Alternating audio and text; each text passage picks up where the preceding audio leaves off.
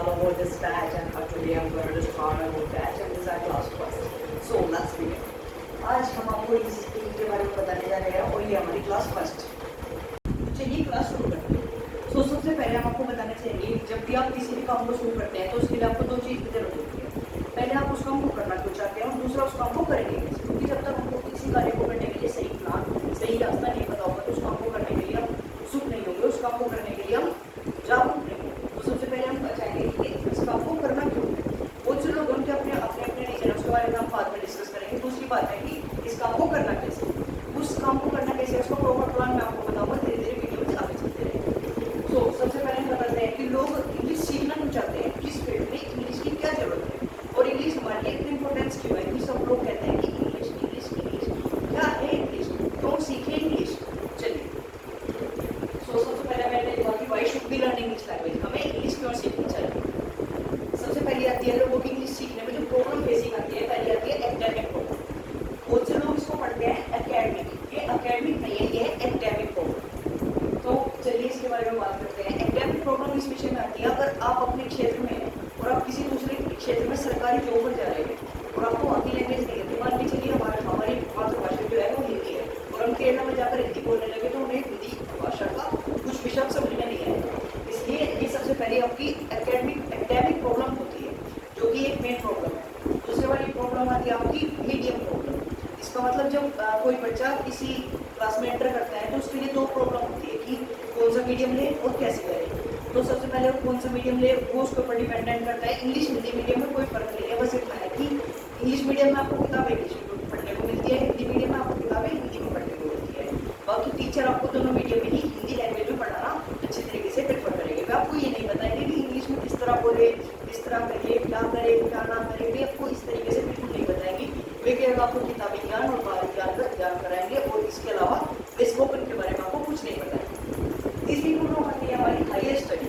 अब हम सोचते हैं कि मान लो कोई व्यक्ति है उसके 91% 12th में आए तो उसके बाद वो क्या करता है, उसके बाद जब हायर एजुकेशन होता है तो वो इंग्लिश मीडियम में कन्वर्ट हो जाता है अपने आप। इसका मतलब कि वो सारा जो सिलेबस है वो इंग्लिश में आता है और इंग्लिश हमारे समझ में नहीं आने की जब तक हम इसको नहीं पढ़ेंगे। तो इसलिए बहुत से जो पेरेंट्स होते हैं वो सोचते हैं कि अब तक तो हमारा बच्चा सही चल रहा था, उसके बाद क्या होगा, अब क्या होगा इसका मतलब वो धीरे धीरे इंग्लिश की वजह से उसका डाउनफॉल होना शुरू हो जाता है। इसलिए तीसरी प्रॉब्लम हमारी बनती है हायर स्टडी। तो चलिए पहले के बारे में बात करते हैं। अगर आपको एकेडमिक प्रॉब्लम में आता है कि भाई doctor, teacher, engineer, leader, a good leader can also communicate, means आप गुड जो लीडर है वो भी इंग्लिश में बात कर सकता है। इसी के विषय में हम आपसे बात करेंगे कि जो लालू प्रसाद जी थे वे भिखारी को बोलते थे तो उन्हें किसी ने जवाब दिया कि आप अगर इंग्लिश सीखोगे तो आपको और अच्छे से ज़्यादा कम्युनिकेट कर सकते हो लोगों के साथ। तो उन्होंने भी इसी कारण से इंग्लिश सीखी, यानी कि जो जो अच्छा नेता है वो भी इंग्लिश चाहता है।